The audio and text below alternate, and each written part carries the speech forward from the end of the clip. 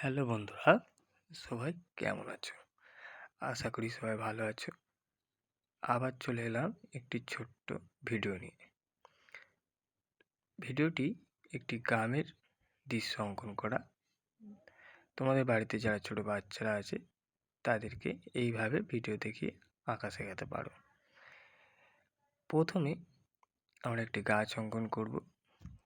গাছটির শাখাগুলো করার পরে গাছের গোড়ার দিকে কিছুটা ঘাস অঙ্কন করে দেবো, যাতে গাছটা দেখতে ভালো লাগে।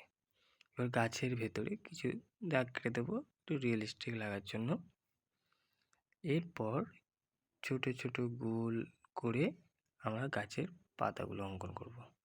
দেখো কিভাবে ছোট ছোট করে কাটা কাটা করে আমরা গাছের মাথার অংশটা গোলাকৃতিভাবে ঘিরে দেব, যাতে গাছটি ন্যাচারালি অরিজিনাল মতো লাগে। এরপর কি করব, আমরা গাছের ডান সাইডে একটি দাড়ি টেনে এবং অপর সাইড থেকে একটু বাঁকিয়ে একটা পুকুরের মতো অংশ তৈরি করব। এরপর ওপরের অংশের দিক থেকে হেলিয়ে হেলিয়ে কিছুটা গ্রাউন্ড তৈরি করব। একটু মাটি মতো বা উঁচু নিচু ভূমি আছে।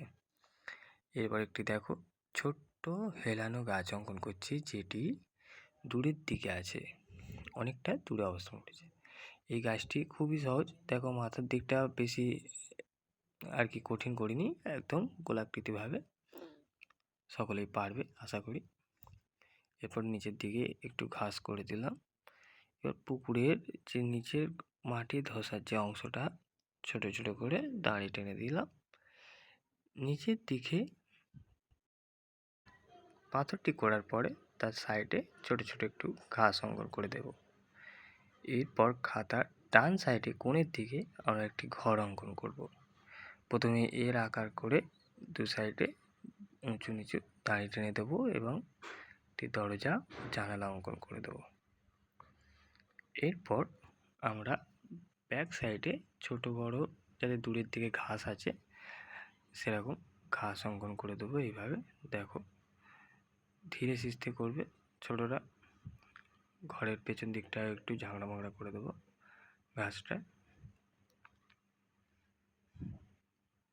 দেখো করার পরে এবার আমরা পুকুরটার জলটা একটু যাতে সুন্দর দেখায়, যে মনে হয় যে পুকুর এটা, তার জন্য আঁকা বাঁকা কিছু দাড়ি সমানভাবে উপর থেকে নিচের দিকে নামিয়ে দেবো। দেওয়ার পর অপর সাইডে একটু ঘাস অঙ্কন করে দেবো। দেখো তোমরা